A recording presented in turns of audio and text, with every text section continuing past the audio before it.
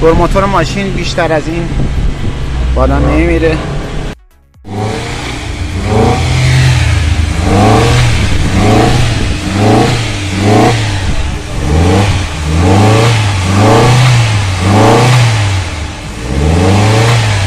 ماشین که گاز نمیخوره، دور موتور 4000 تا بالا نمیره، درچه گاز باز کردیم بریم برای تست درچه گاز ببینیم درچه گاز پتانسیومترش درست کار میکنه نمیکنه. درچه گاز سعی سالم داره کارش انجام میده و ببینیم پتانسیومتر بعد از اینکه عملکرد سعی میشه پتانسیومتر سر جاش هست یا نه و جمعاً بعد نزدیک به 5 ولت برسیم که پتانسیومتر اول و دوم هر دوتاش 5 ولت هست.